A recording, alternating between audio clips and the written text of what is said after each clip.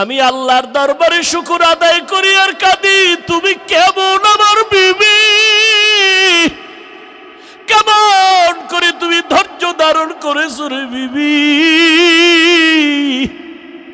একটা সন্তানের লালন পালন করতে মা ঘুমাইতে পারে না, খানা খাইতে পারে না, জীবনের সব কিছু বিসর্জন দিয়ে দেয় মা সন্তানের জন্য। ওই সন্তান যদি মাকে মা বলে ডাক না দেয়, মায়ের কলিজাটা ঠান্ডা হয় না। আব্বা জানের কিনারায় মা রাতের বেলা ঘুমায় ঘুমায় কান্না করে। আব্বা জান বলে, বিবি কেন কাঁদো? বলে, একটা সপ্তাহ হয়ে গেছে এ সন্তান আমারে মা বলে ডাক দেয় না। কেন ডাক দেয় না? বলে, আমি একটু রাগ করেছিলাম, সন্তান অভিমান করে আমারে মা বলে না। আমার বাবা বলে, বিবি তুমি কষ্ট পেও না, তুমি টাইম মতো খানা খাওয়ার ঘুমাও, সন্তান বুঝে আসবে, ক্ষমা চাইয়া তোমারে মা বলে ডাকবে। মা ডেকে বলে, স্বামী আমার, তোমারে বুঝাইতে পারি না, আমি যতবার খানার প্লেটটা সামনে নেই একটা লোকমা আমার মুখে দিয়ে ভেতরে যায় না। আমি যতবার বিছানায় বালিশে শুয়া চেষ্টা করি ঘুমানোর জন্য, আমার চোখে ঘুম আসে না। কারণ আমার খানার থেকে, ঘুমের থেকে সন্তানের মা কথা এত শান্তি পায়। সন্তান যখন কলিজা ভরে মুখ দিয়ে একটা মা বলে ডাক দেয়, আমি মায়ের কলিজা ঠান্ডা হয়ে যায়। আজ একটা সপ্তাহ হয়ে গেল আমার সন্তান আমাকে মা মা বলে ডাক দেয় না। আমি সহ্য করতে পারি না রে স্বামী। কই আমার গোসল, কই আমার খানা, কই ঘুম?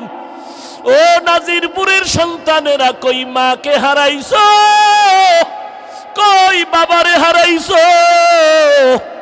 যেই বাবা তোমারে এমন একটা রাত্র নাই টেলিফোন করিয়া খবর নিত না।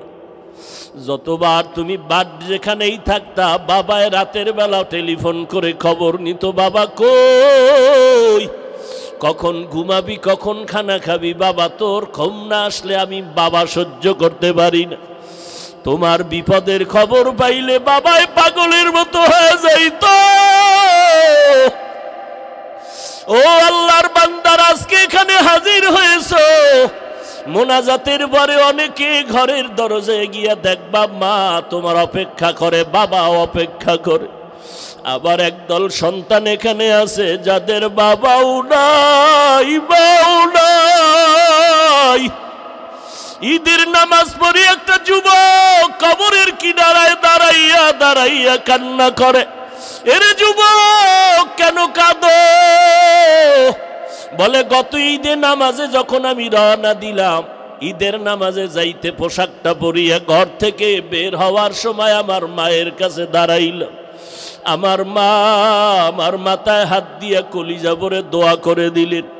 আমার বাবারে হাতটা ধইরা সাথে নিয়ে ঈদের নামাজ এক জায়গায় দাঁড়াইয়া আদায় করেছি।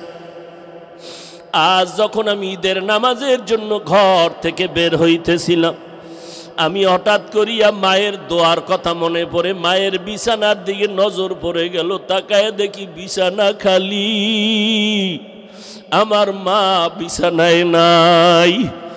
নামাজের মুসল্লায় দাঁড়াইয়া দেখি আমার ডান পার্শ্বে আমার বাবাই কই?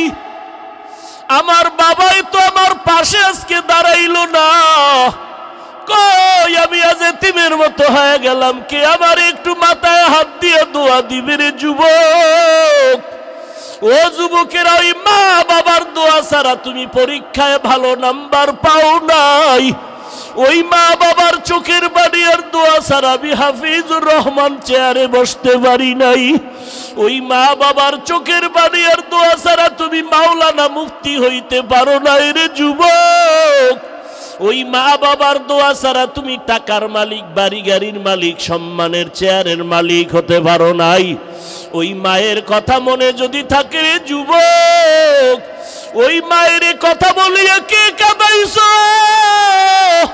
পায়ে হাত রেখে বলি, যা যদি মা বেঁচে থাকে পাও ধরিয়া ক্ষমা নাও। কারণ মায়ের চোখের পানি ছাড়া তুমি আজকে টাকার মালিক হতে পারো না। ওই মাকে ধমক দিয়ে কত চোখের পানি ফালাইছো রে সন্তান। ওই মা তোরে যদি দোয়া না করে তোর জন্য জাহান্নাম হারাম হয়ে যাবে। ওই বাবারে ভুলিয়ে কেমনে আরামে ঘুমাও, ওই মাকে ভুলিয়ে কেমনে আরামে ঘুমাও। ও যুবক, এত নিষ্ঠুর কেন হইলি? চোখেও কি একটু পানি আসবে না রে বাবা? ওই মাকে হারাইয়া বাবারে হারাইয়া কেমনে ঘুমাও? এক ফোঁটা চোখের পানি ছেড়ে দিয়া দোয়া কর। ওই বাবাই কবরের থেকে দোয়ার অপেক্ষায় তাকাইয়াছে। ওই বাবার চেহারাটাও কি মনে পড়ে না রে সন্তান? ওই মায়ের চেহারাটাও কি মনে পড়ে না রে সন্তান? এত নিষ্ঠুর কেন হইলি রে বাবা? ওই মা বাবার চেহারাও কি মনে পড়ে না? অন্তরে কি একটু মায়া আসবে না রে বাবা? আল্লাহর নবী সাহাবী ওমরের সামনে দাঁড়ায় বান্দা কান্না করে আর বলেন, খলিফাতুল মুসলিমিন, আমি যুদ্ধের ময়দানে যাব না। আমার স্ত্রী আমাকে সান্ত্বনা দিয়া বলে, স্বামী তুমি যুদ্ধের ময়দানে যাও, আল্লাহ তাআলা আমাকে হেফাজত করবে। হেফাজতের মালিক আমার আল্লাহ, আর কেউ হেফাজত করতে পারবে না। সমস্ত নবীরা আল্লাহর আশেক। মুসা নবী আল্লাহর আশেক, ইব্রাহিম নবী আল্লাহর আশেক, ইসমাইল নবী আল্লাহর আশেক। আপনাদের জানা থাকলে বলেন, আমার আল্লাহ কার আশেক? জানা নাই? সব নবীরা আমার আল্লাহ পাকের আশেক, আর আমার আল্লাহ হলেন একমাত্র মুহাম্মদের আশেক। ঠিক তেমনি ভাবে আবু বকর আমার নবীর আশেক, ওসমান আমার নবীর আশেক, হযরত আলী আমার নবীর আশেক। সব সাহাবায়ে কেরাম মুহাম্মদের আশেক, আর মুহাম্মদ নিজে হলেন ওমরে ফারুকের আশেক। সেই ওমর 10 বছর রাষ্ট্র পরিচালনা করেছেন, অর্ধ দুনিয়ার বাদশাহ। যেই ওমর অর্ধ জাহানের খলিফা হইয়া কোনো বডিগার্ড নাই, সিকিউরিটি গার্ড নাই, একা একা রাস্তায় চলে, কোনো গার্ড নাই। অর্ধ দুনিয়ার রাষ্ট্রনায়ক, কোনো গার্ড নাই। আরে আমার গার্ড লাগবে কেন? আমার দেখলে শয়তান দৌড়ায়, তো আমার গার্ডের দরকার নাকি? ওমর কেমন যে শয়তান দেখছে মাত্র দৌড়, কেমন বেডা যে শয়তান দেখলে ফালায়। আমগো বাঙালি এক চোরায় কয়, আলহামদুলিল্লাহ হুজুর, শয়তান আমারে দেখলেও ফালায়। বিষয় তুমি ওমর নি? কয় না, তো শয়তান ফালায় কেন? কয় আমি এত বড় শয়তান, যেই দরজায় কিছু আকামের খবর আমি জানি, এটা শয়তানও জানে না। ওমরে ফারুক বসে আছেন খেলাফতের মসনদে। হঠাৎ তাকায় দেখতেছেন পয়গম্বরের সাহাবী যায়েদ বিন আসলাম রাদিয়াল্লাহু তাআলা আনহু বর্ণনা করেন ঘটনাটা তার আব্বাজান থেকে। ওমরে ফারুকের আমল চলতেছে, হঠাৎ করে তাকায় দেখেন এক আল্লাহর বান্দা একটা শিশু বাচ্চা কাদের মধ্যে নিয়ে চুমা খায়ার হাঁটতেছে মজলিসের ভেতরে। ওমরের নজর পড়ে গেল। ওমর ডেকে বলে, এই আল্লাহর গোলাম দাঁড়াও, বাচ্চাটারে কাদের মধ্যে নিয়ে তো আদর করো। তোমার মতো যদি সব বাবা হয়ে যাইতো সন্তানের আদর করনেওয়ালা, এই জমিনটা বেহেশতের বাগান হয়ে যাইতো।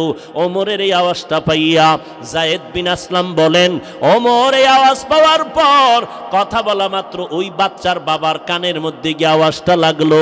বাবা চোখের পানি ছেড়ে ডেকে বলেন, খলিফাতুল মুসলিমিন, এই বাচ্চাটা আমি কাদের মধ্যে নিয়া এত আদর করার কারণ হলো, এই বাচ্চাটা জমিনের উপরের কোনো সন্তান না, এই সন্তানটা হলো আমার মাটির নিচের সন্তান। এটা জমিনে কোথাও জন্ম হয় নাই, এটা মাটির নিচ থেকে আমি নিয়ে এসেছি। এটা জমিনে কোনো ফ্যাডে হয় নাই, কোনো মহিলার ফ্যাডে এটা জমিনে জন্ম নেয় নাই, আমি মাটির ভিতর থেকে গিয়ে নিয়ে এসেছি এই সন্তান। ওমর আশ্চর্য হয়ে গেলেন, ভাইজান এটা কেমন কথা? দুনিয়ার মায়ের গর্ভ থেকে সন্তান তো আসার কথা, আপনার সন্তান কেমন মাটির ভেতর থেকে নিয়ে আসলেন একটু জানতে চাই। এবার আল্লাহর বান্দা বাচ্চাটারে কাঁধে নিয়ে চোখের পানি ছেড়ে কান্না করতেছেন আর বলতেছেন খলিফাতুল মুসলিমিন, এর পেছনে 1 মিনিটের কথা না, এর পেছনে জড়িত আছে আমার জীবনের সব ইতি কথা। हकीकत से तू दुनिया बेखबर है, दुनिया की नुमाइश पर नजर है, नमी गुयम के आज दुनिया जुदा बाश बहर कारे के बाशी बा खुदा बाश। ওমর বলে ঘটনা দীর্ঘ হোক, আমাকে শুনাইতেই হবে, আমি তোমার ঘটনা জানতেই হবে, অন্যান্যদের জন্য হতে পারে এটা বড় উপদেশ, এটা বড় ইবারত। এবার আল্লাহর বান্দা নির্বিঘ্নে এক জায়গায় বসলেন, মজলিসের মধ্যে ওমর বসা, ওমরে ফারুক বসা। এবার ঘটনার ইতি টানতেছেন খলিফাতুল মুসলিমিন। আল্লাহ পাকের কুদরতের আওয়াজ, আমার জীবন বড় জীর্ণ শীর্ণ, জমিনের মধ্যে চলার মতো তেমন কোনো পথ আমার নাই। আমি নবীর সাহাবীর মোহাব্বতে চলতেছি, ঈমানের পাওয়ার নিয়ে। আমার ঘরে আমার স্ত্রী আর আমি বসবাস করি, আর কেউ নাই। জীবন চলতেছে, কষ্ট করে করে ঘরের মধ্যে সংসার চালাই। আমার বিবির পর্দার বাহিরে নেই না, আমি দিনের বেলা কাজ করে যা পাই তা দিয়ে আমার সংসারের ঘরের মধ্যে খানার আয়োজন করি। আমার স্ত্রী ঘরের মধ্যে থেকে পর্দা রক্ষা করে নামাজ, যখনই ঘরের কিনারায় গিয়ে সালাম দেই, আমার স্ত্রীকে আমি সালাম দিতে দেরি, জবাব পাইতে মোটেও দেরি হয় না। আমি বললাম, ও বিবি তুমি কি ঘুমাও না?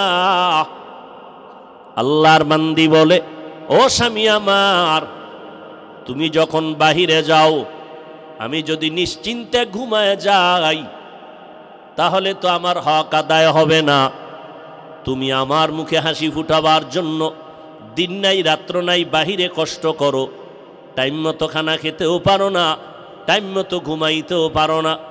আমি এই কথা চিন্তা করে ঘুমাই না, আমি জায়নামাজে বসে বসে স্বামী তোমার জন্য দোয়া করি, আল্লাহ আমার স্বামীরে তুমি হেফাজত করে নাও, আর আমার স্বামীর কামাই রুজিতে তুমি বরকত বাড়ায়া দাও।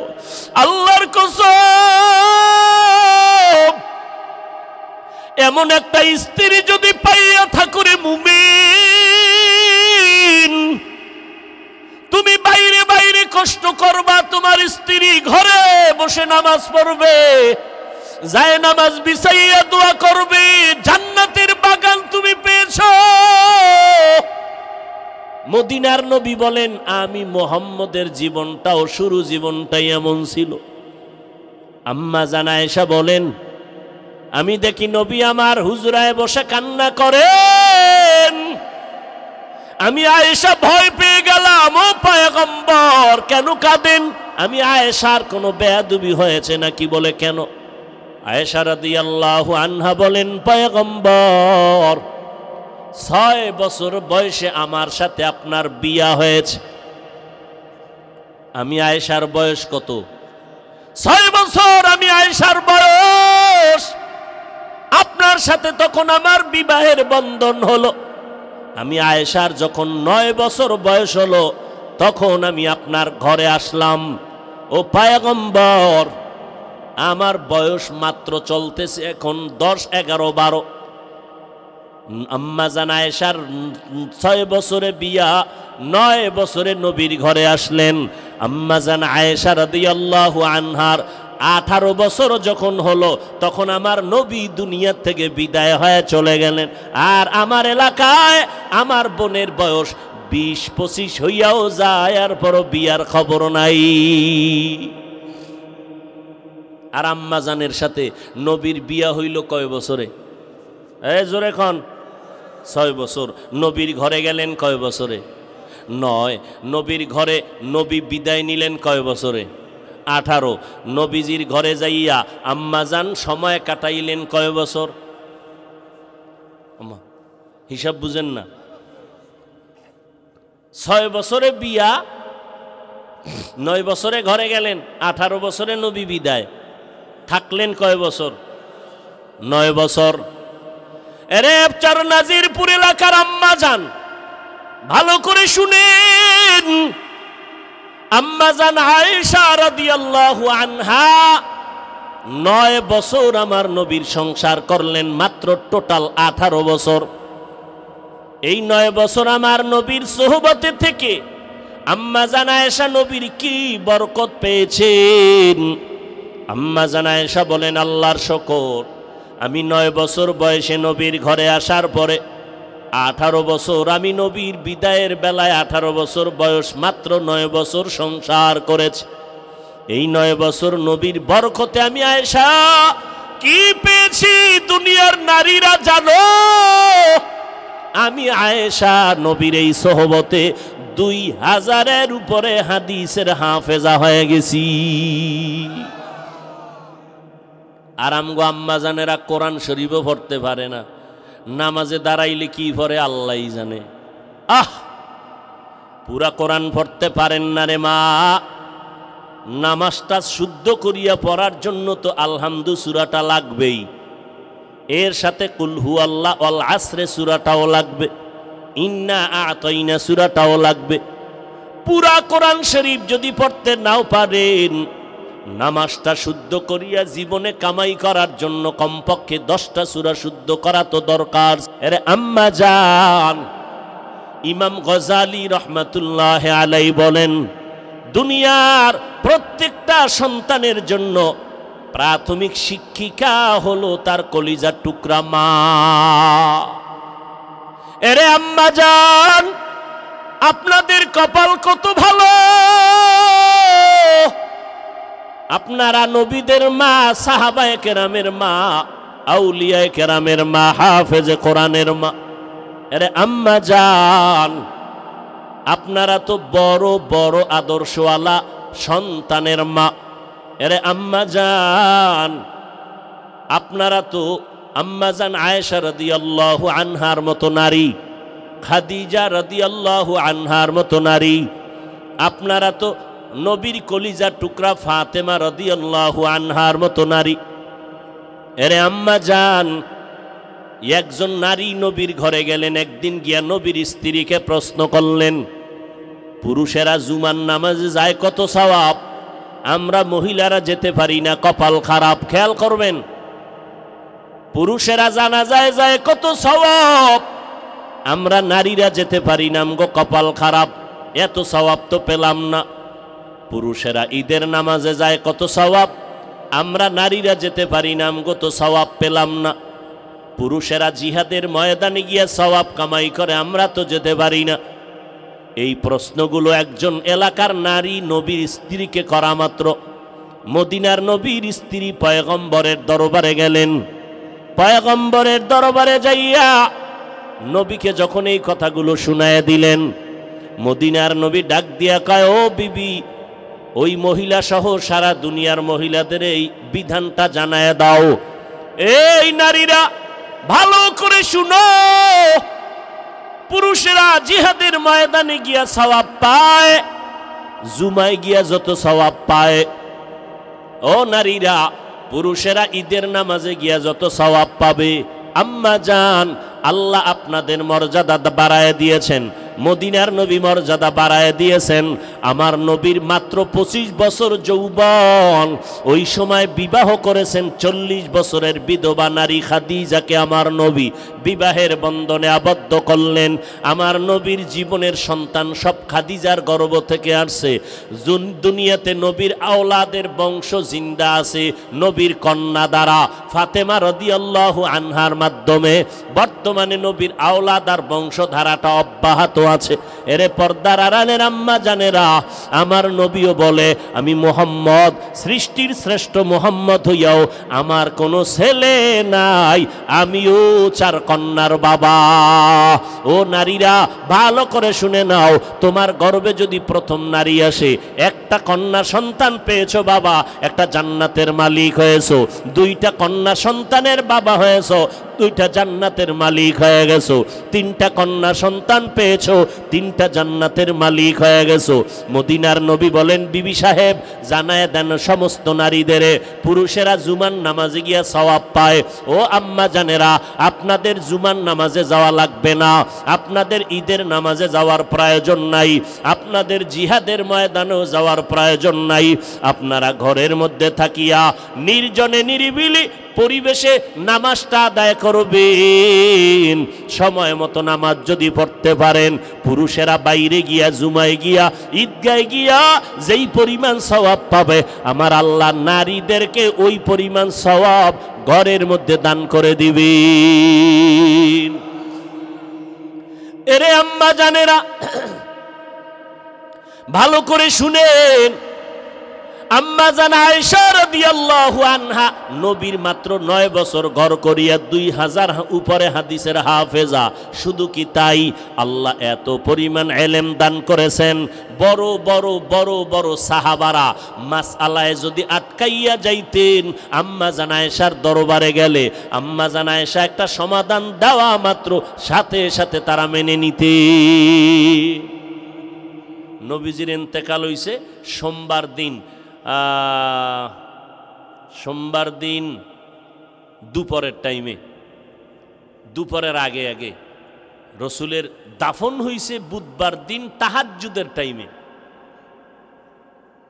অথচ রসুলের হাদিস কি, কোনো মানুষ যদি মরে যায় যত তাড়াতাড়ি পারো জানাজা পড়াইয়া দাফন করো, মাইয়েতের উপরে রাখবা না, কষ্ট পায়। যেই কথা রসুল বললেন, রসুলের দাফনে 3 দিন দেরি হলে কেন? সোমবার দুপুরে রসুলের ইন্তেকাল, বুধবার রাত যাইয়া তাহাজ্জুদের টাইমে দাফন। বড় বড় 2টা কারণে রসুলের দাফনে সমস্যা ছিল। ওই 2টার সমাধান একটা দিছেন আবু বকর সিদ্দিক, আম্মা জান আয়েশা রাদিয়াল্লাহু আনহার বাবা। আর এক কঠিন সমস্যার সমাধান দিয়েছেন আম্মা জান আয়েশা রাদিয়াল্লাহু আনহা। এরপরে দাফনের ব্যবস্থা হয়েছে। ওই সমস্যা কি ছিল, এগুলো বলতে গেলে আরো 2 ঘন্টা সময় অন্যদিকে চলে যাবে। ভাইরা আমার, এরে আম্মা জানেরা, ওই আল্লাহর বান্দা ওমরে ফারুকের সামনে দাঁড়ায় কান্না করে, পয়গম্বর আমার ঘরে একজন বিবি আর আমি স্বামী, আর কেউ নাই। আল্লাহর কুদরত, আল্লাহর কাছে কান্না করেছি, আল্লাহ আমার স্ত্রীর গর্ভে একটা নেককার সন্তান দাও। আমি কান্না করে করে আল্লাহর কাছে নামাজে দোয়া করেছি, আল্লাহ আমার স্ত্রীর গর্ভে একটা নেককার সন্তান দান করেছেন। আমার স্ত্রীও নেককারিনী, নামাজ বন্ধ নাই, বেপরদার একটা সেকেন্ডও কোথাও যায় না, ঘরের মধ্যে থেকে থেকে দোয়া করে। এরে নবীর উম্মতের দল, স্বামীর জন্য দোয়া করা নারী বড় ভাগ্যবতী নারী। ওই ঘরটা হবে জান্নাতের বাগান। ও মিয়া, টাকা তো কোটি কোটি টাকা কামাই করিয়াও খাইতে পারে না, ঘুমাইতে পারে না। আর অনেক গরিব আছে শান্তিতে আরামে খায় আর ঘুমায়, কোনো পেরেশানি নাই। এক হাতে তালি বাজে না, বিনা বাতাসে নদীর পানি যেমন নড়ে না। স্বামী আর স্ত্রীর মন যদি এক না হয়, ওই সংসারে জান্নাতের ফুল ফুটে না। আল্লাহর বান্দি দোয়া করে, স্ত্রীর গর্ভে বাচ্চা এসে গেছে, দুনিয়াতে আসার বাকি কয়েকদিন, কয়েক মাস মাত্র, অল্প কয়েকদিন। হঠাৎ করে আমার কানের মধ্যে আওয়াজ, জিহাদের ময়দানে যেতে হবে, তৈয়ার হয়ে যাও। বেঈমানেরা যেইভাবে মুমিনের পেছনে লেগেছে, ঘুমাইয়া থাকার সময় নাই, রেডি হইয়া যাও, যুদ্ধে যেতে হবে।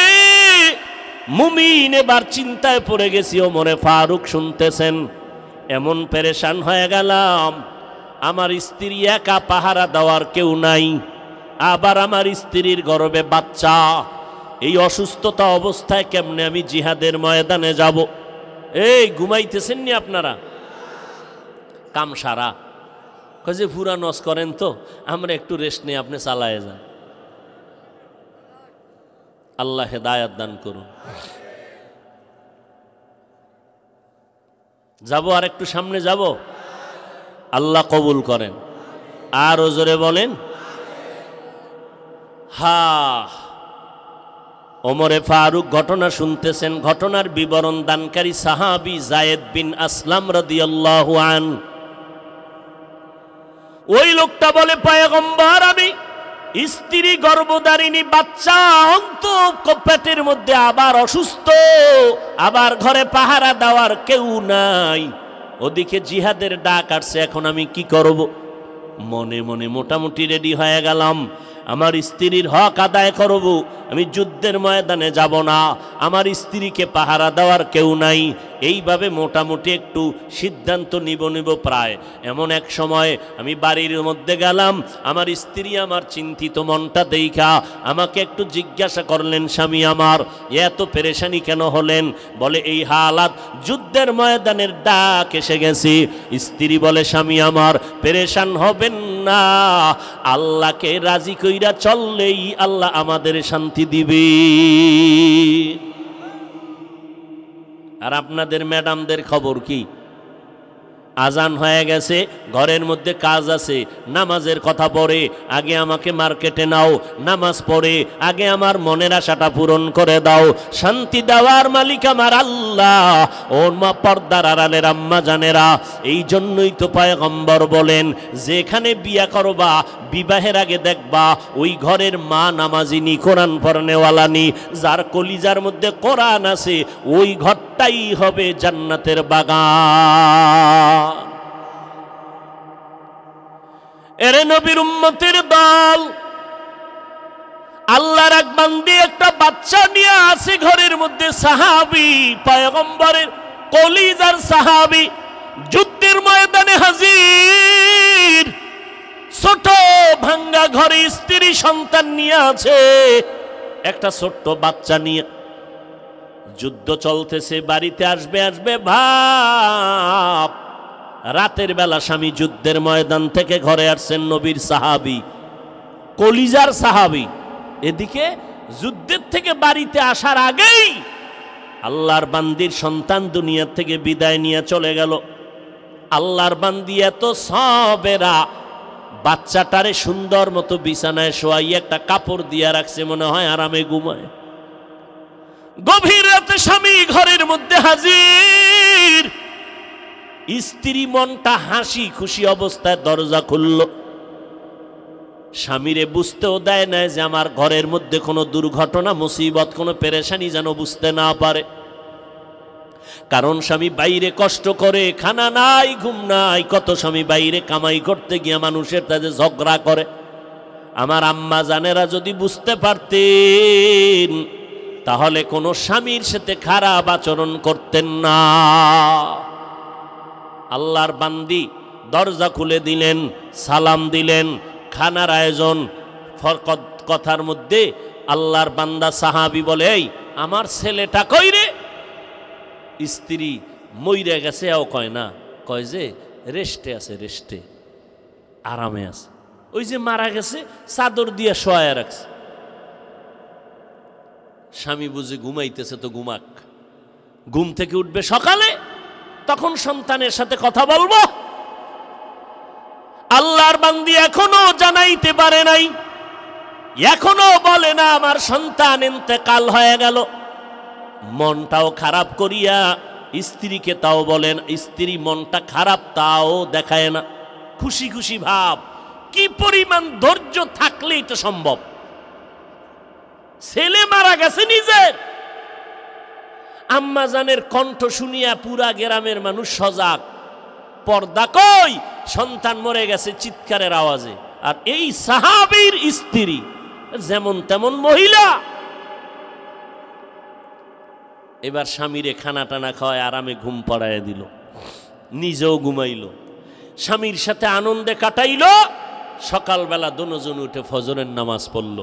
নামাজের মুসাল্লায় বসিয়া এবার স্ত্রী কথাটা বলবেন, কেমনে বলবেন? স্বামীকে হাসি খুশি অবস্থায় বলে, স্বামী মনটা খারাপ না ভালো? কয় ভালো। একটু কথা বলি, বলেন। আচ্ছা, আপনার কাছে যদি কেউ কোনো মাল আমানত রাখে, আপনি রাখবেন নি? বলে রাখবো। আচ্ছা যদি মালটা আমানত রাখার পরে ফেরত চায় দিবেননি? দিব। যদি ফেরত চাইয়া নিয়ে যায় আপনার মনটা খারাপ লাগবে নি? না, খারাপ লাগবে না।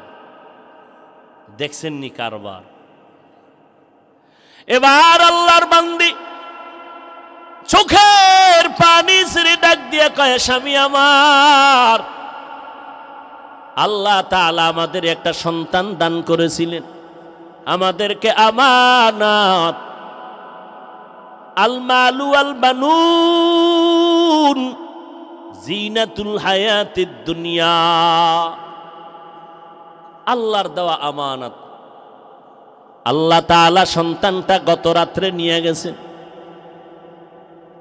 স্বামী বেচারা চোখের পানি ছেড়ে কাঁদে আর কয়, বিবি এটা কেমন কথা, সহ্য করা যায় না রে বিবি, ধৈর্যের বাঁধ ছিঁড়ে যাইতেছে। কই আমার সন্তান? বলে আমি রাতের বেলা চাদর দিয়া ঘুম পাড়ায় রেখেছি, এখনো সেই চাদরে আবৃত আছে। আমি আপনাকে পেরেশানি দেই নাই, আপনি রাতের বেলা ঘুমাইতে পারবেন। আপনি যুদ্ধের ময়দানে কত কষ্ট করেছেন, আপনি যদি সন্তানের ইন্তেকালের খবর পান আপনার ঘুম হবে না, অসুস্থ হয়ে যাবে।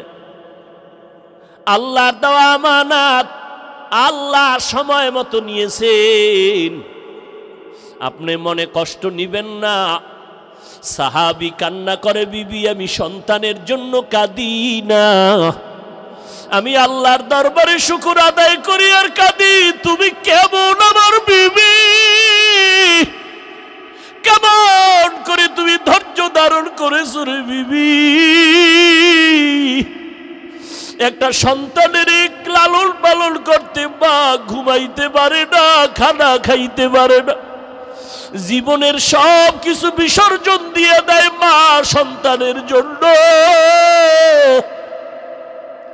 ওই সন্তান যদি মাকে মা বলে ডাক না দেয়, মায়ের কলিজাটা ঠান্ডা হয় না। আব্বা জানের কিনারায় মা রাতের বেলা ঘুমায় ঘুমায় কান্না করে। আব্বা জান বলে, বিবি কেন কাঁদো? বলে একটা সপ্তাহ হয়ে গেছে এ সন্তান আমারে মা বলে ডাক দেয় না। কেন ডাক দেয় না? বলে আমি একটু রাগ করেছিলাম, সন্তান অভিমান করে আমারে মা বলে না। আমার বাবা বলে, বিবি তুমি কষ্ট পেও না, তুমি টাইম মতো খানা খাওয়ার ঘুমাও, সন্তান বুঝে আসবে, ক্ষমা চাইয়া তোমারে মা বলে ডাকবে। মা ডেকে বলে, স্বামী আমার তোমারে বুঝাইতে পারি না, আমি যতবার খানার প্লেটটা সামনে নেই একটা লোকমা আমার মুখে দিয়ে ভেতরে যায় না। আমি যতবার বিছানায় বালিশে শুয়া চেষ্টা করি ঘুমানোর জন্য, আমার চোখে ঘুম আসে না। কারণ আমার খানার থেকে ঘুমের থেকে সন্তানের মা কথা এত শান্তি পাই। সন্তান যখন কলিজা ভরে মুখ দিয়ে একটা মা বলে ডাক দেয়, আমি মায়ের কলিজা ঠান্ডা হয়ে যায়। আজ একটা সপ্তাহ হয়ে গেল আমার সন্তান আমাকে মা বলে ডাক দেয় না, আমি সহ্য করতে পারি না রে স্বামী। কই আমার গোসল, কই আমার খানা, কই ঘুম? ও নাজিরপুরের সন্তানেরা, কই মাকে হারাইছো, কই বাবারে হারাইছো? যেই বাবা তোমারে এমন একটা রাত্র নাই টেলিফোন করিয়া খবর নিত না। যতবার তুমি বাদ যেখানেই থাকতা, বাবায় রাতের বেলা টেলিফোন করে খবর নিত, বাবা কই, কখন ঘুমাবি, কখন খানা খাবি, বাবা তোর ঘুম না আসলে আমি বাবা সহ্য করতে পারি না। তোমার বিপদের খবর পাইলে বাবায় পাগলের মতো হয়ে যাইত। ও আল্লাহর বান্দার, আজকে এখানে হাজির হয়েছো, মোনাজাতের পরে অনেকে ঘরের দরজায় গিয়া দেখবা মা তোমার অপেক্ষা করে, বাবা অপেক্ষা করে। আবার একদল সন্তান এখানে আছে যাদের বাবাও নাই, মাও নাই। ঈদের নামাজ পড়ে একটা যুবক কবরের কিনারায় দাঁড়াইয়া দাঁড়াইয়া কান্না করে, এরে যুবক কেন কাঁদো? বলে গত ঈদে নামাজে যখন আমি রওনা দিলাম, ঈদের নামাজে যাইতে পোশাকটা পরিয়া ঘর থেকে বের হওয়ার সময় আমার মায়ের কাছে দাঁড়াইলাম। আমার মা আমার মাথায় হাত দিয়া কলিজা ভরে দোয়া করে দিলেন। আমার বাবারে হাতটা ধইরা সাথে নিয়ে ঈদের নামাজ এক জায়গায় দাঁড়াইয়া আদায় করেছি।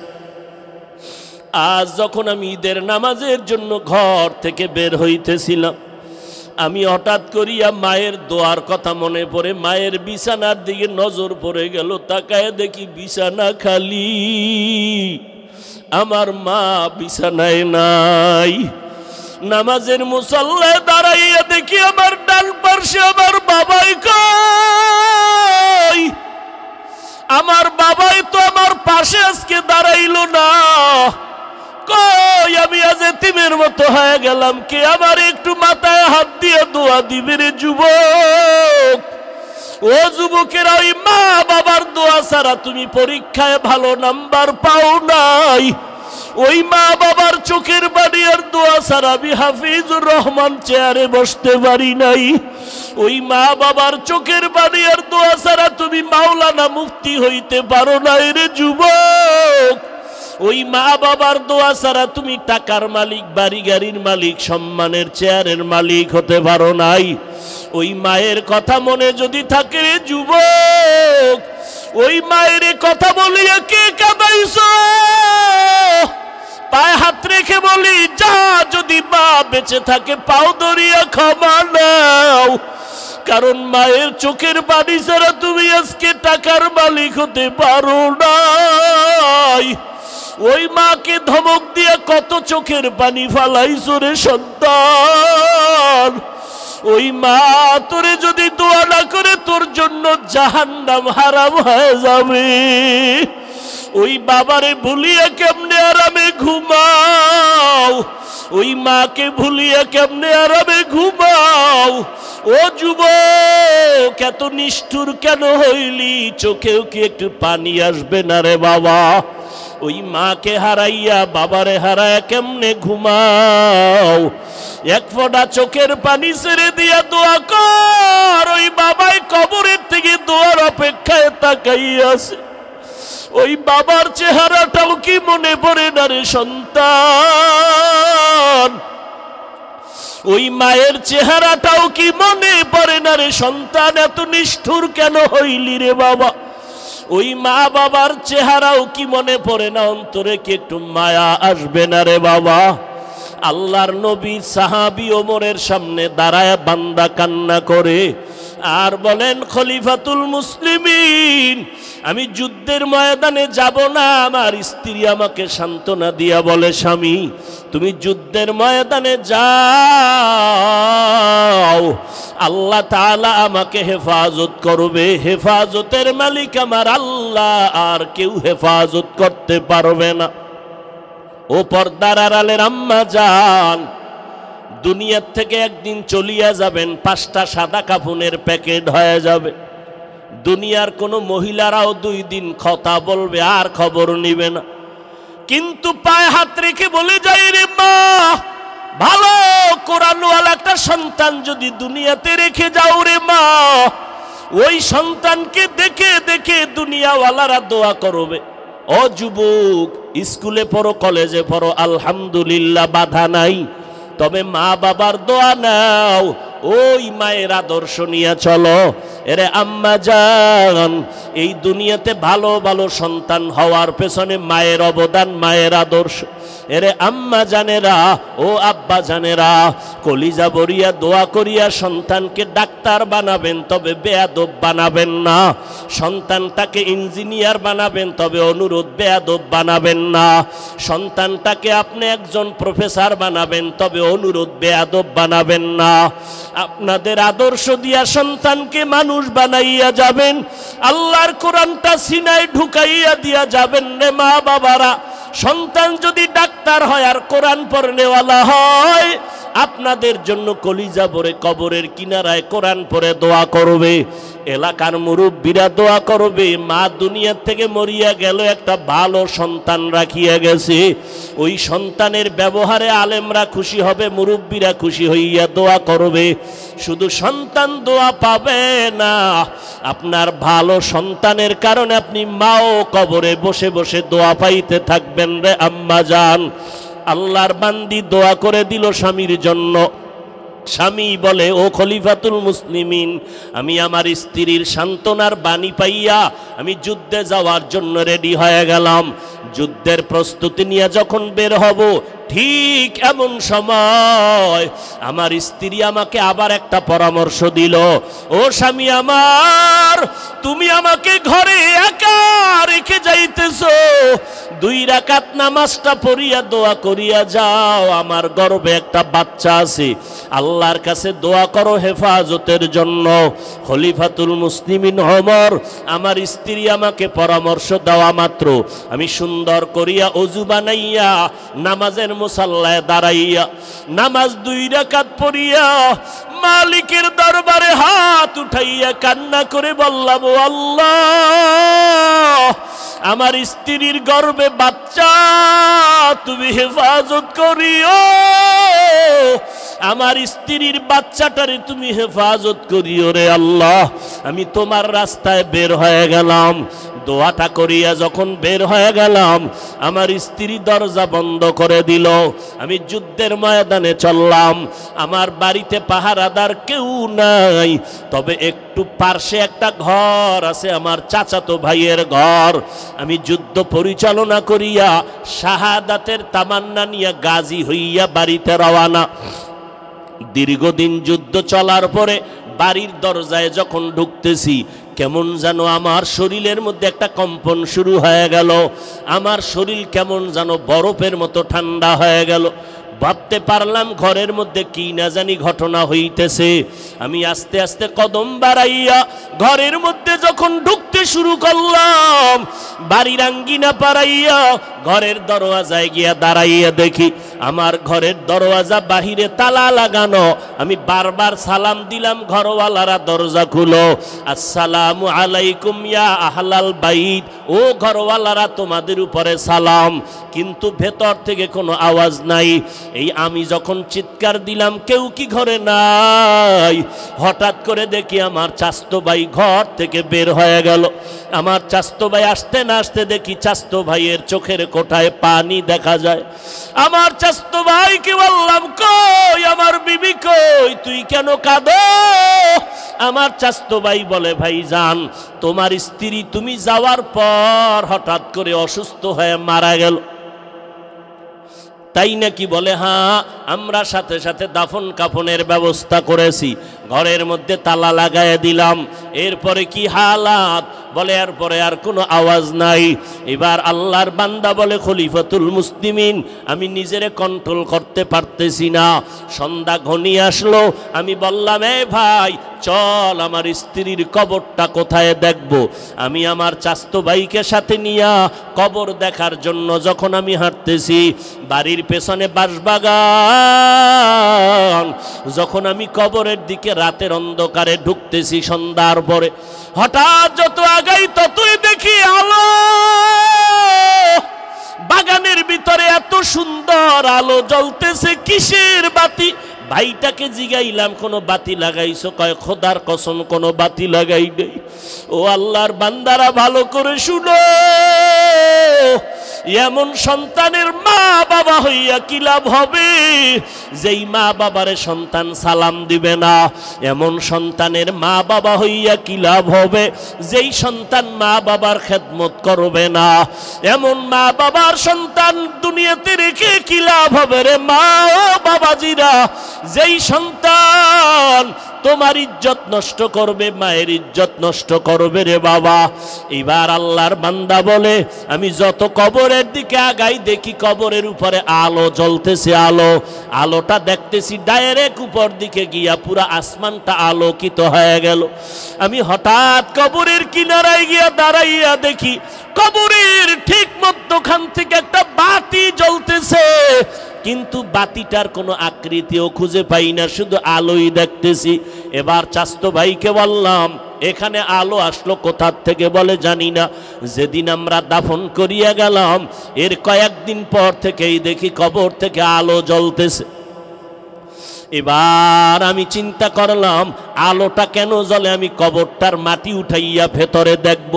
আমার চাচতো ভাইটাকে বললাম, রে ভাই কবর খনন করার হাতিয়ার যন্ত্র নিয়ে আসো, আমি কবরটা খনন করে দেখব। আমার ভাইটা যখন ঘরের দিকে রওনা দিয়া চলে যাইতেছে, আমি এদিকে দাঁড়ায় আছি আর চোখের পানিগুলো পড়তেছে। তার আমার ভাই যন্ত্র আনতে না আনতে আমার ভাই ঘরের মধ্যে যাইয়া পৌঁছতেও পারে নাই। আমি নজর করে দেখি কবরটা মাঝখান দিয়া ফাঁকা হয়ে গেছে। আমি একটু নজর দিয়ে দেখি আমার স্ত্রীর বুকের উপরে ওই সন্তানটা খেলাধুলা করতেছে, আর ওই সন্তানের ফুটন্ত আলোটা উপরের দিকে যাইতেছে। আমি এবার সন্তানটাকে ধরার জন্য একটু চিন্তা করতেছি, হঠাৎ করে গাইবি আওয়াজ কে যেন আমাকে বলে, ভেতরে নাম, ওই সন্তানটারে কোলের মধ্যে জড়াইয়া তাড়াতাড়ি বের হয়ে যাও। আমি নিচে নামার পর ওই সন্তানটাকে কোলের মধ্যে জড়াইয়া উপরে উঠতেছি। আবার আওয়াজ কে যেন আমাকে গাইবি আওয়াজ দিয়া কয়, এই আল্লাহর বান্দা, যুদ্ধের ময়দানে যাওয়ার সময় নামাজে দাঁড়াইয়া আল্লাহর কাছে দোয়া করেছিলি স্ত্রীর গর্ভের বাচ্চাটারে হেফাজত করো, সাথে সাথে আরশে আজিমে তোর দোয়া কবুল হয়ে গেছে। ওই সময় যদি বাচ্চাটার হেফাজতের দোয়ার সাথে সাথে বাচ্চার মা তোমার স্ত্রীর কথাও বলতা, আল্লাহ স্ত্রীটাকেও হেফাজত করতে। খলিফাতুল মুসলিমিন আমার মাওলা পাকের কুদরতের থেকে এই বাচ্চাটা আমি পেয়েছি। জীবনে যদি কবরস্থানে যাইতাম না, ওই বাচ্চাটারে পাইতাম না। এরে পর্দার আড়ালের মা, ও বৃদ্ধ বাবাজি, সন্তান তো ঘরে ঘরে অভাব নাই, তবে কয়জনার সন্তান আছে মা বাবারে দেখলে সালাম দেয়? কয়জন সন্তানের মা বাবা আছেন সন্তানের ব্যবহারে এলাকার মানুষ খুশি হইয়া দোয়া করে? ওই সন্তানের মা কি হইতে পারছেন যেই সন্তান কবরের কিনারায় দাঁড়ায় কোরআন পড়ে? এমন একটা সন্তানের মা বাবা কি হইতে পারলেন যেই সন্তান মা বাবার জন্য জীবনটা কোরবান করে দিতে চায়? এখনো যদি না পারেন, আল্লাহর কাছে আপনাদেরও দায়ী আছে, দোয়া করা দরকার। চোখের পানি ছেড়ে আল্লাহকে বলেন, আল্লাহ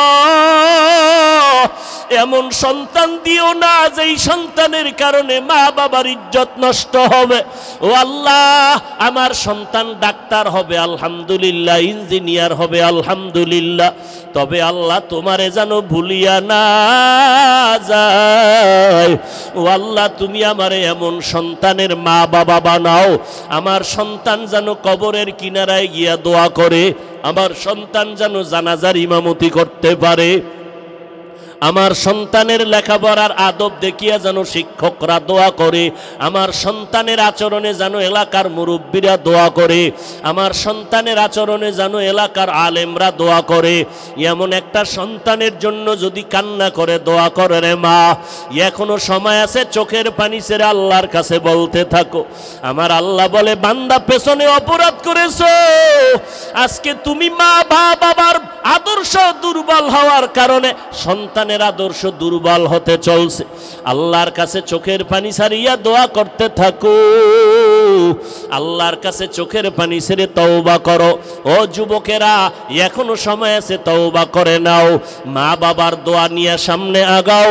তোমার মতো যুবক স্কুল কলেজে পড়িয়াও নামাজ ছাড়ে না, নদীর মধ্যে মাছ ধরে নামাজ ছাড়ে না, রাস্তায় গাড়ি চালায় নামাজ বাদ দেয় না। বলো বাবা, তুমি কেন নামাজ পড়তে পারবা না? আল্লাহর কাছে তওবা করে চোখের পানি ছেড়ে কান্না করো। গুনার কারণে তোমার চোখটা পানি মুক্ত, দিলটা পাথর, এ কারণে তোমার কান্না আসে না। কয়দিন আর বাহাদুরি করবি রে যুবক, চোখের সামনে দেখতে দেখতে কত যুবকের হারায় ফেললাম। এখনো সময় আছে, তওবা করে নাও। স্কুল কলেজে পড়ো, যাই করো, নামাজটা বাদ দিবা না রে বাবা। পেছনের গুনাহ করিয়া থাকলে এখনই তওবা করে নাও।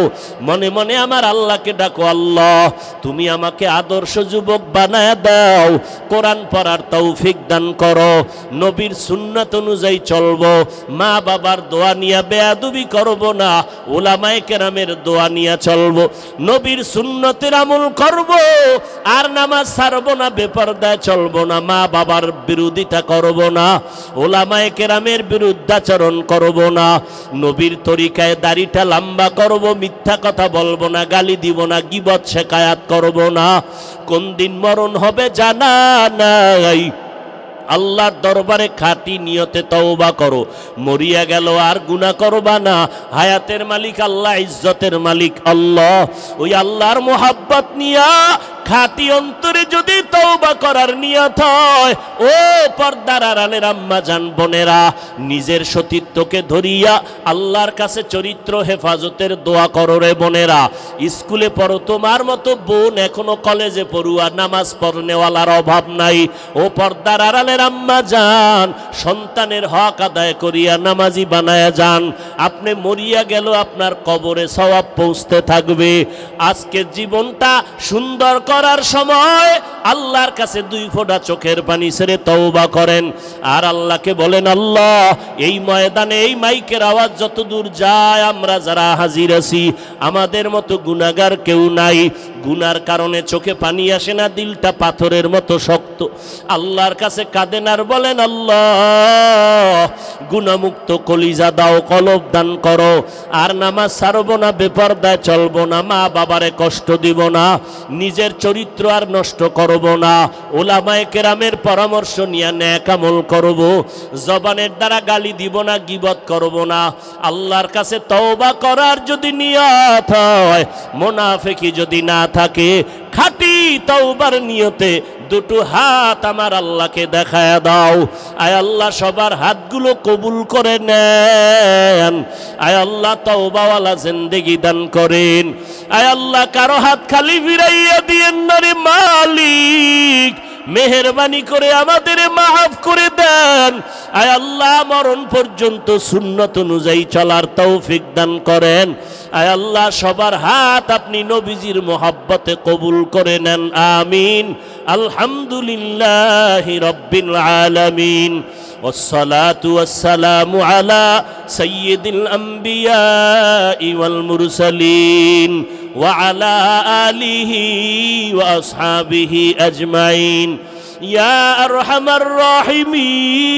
الراحمين يا أرحم الراحمين يا أرحم الراحمين رب ارحمهما كما ربياني صغيرا बता हमको तेरे राह की इस तरफ है, तेरे राह पर चला हमको खुदाया, बेगुनाह ना गुज़श्त बरमा साआते, बाहुजूरे दिल न करदम ताअते, या इलाही मुझसे मुझको दूर कर, ताकि देखो मुझ में तुझको एक नजर।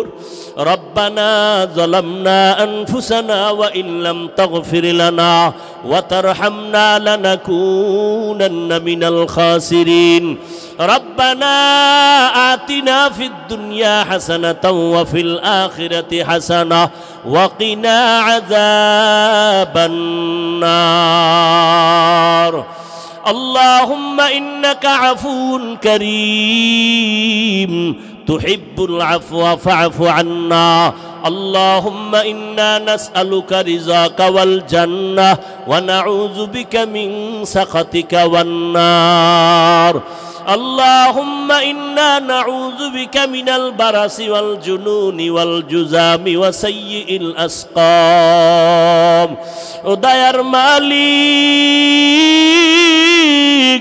कुदरतेর নজর দিয়া দেখেন, জানি না মাইকের আওয়াজ পেয়ে কত মা বোনেরা আপনার দরজায় হাত তুলেছে, জানি না কত উলামায়ে কেরাম হাত তুলেছেন, কত ছাত্র ভাই যুবকেরা হাত তুলেছে। আয় আল্লাহ, কত ব্যবসায়ী, কত চাকরিজীবী, কত মুরব্বী হাজী সাহেব, আয় আল্লাহ এই জীবনটা দুনিয়াতে যেদিন আসছিলাম কত পবিত্র ছিল, মা বাবা কত আদর করেছিলেন। আজকে এই বয়সে গুনার কারণে, শয়তানের ধোকায় পড়ার কারণে জীবনটা নাপাক হয়ে গেল। গুনার দিকে তাকাইয়া দেখি গুনার কারণে আমার হাত দুইটা নাপাক, গুনার কারণে আমার চোখ নাপাক, আমার অন্তর নাপাক, আমার জিহ্বা নাপাক। আয় আল্লাহ, এই ময়দানে আমার মতো গুনাহগার কেউ নাই। ও আল্লাহ, গভীর রাতে দুনিয়াওয়ালাদের বাড়ির দরজাগুলো বন্ধ, আপনার রহমতের দরজা তো বন্ধ নাই। কুদরতের নজর দিয়ে দেখি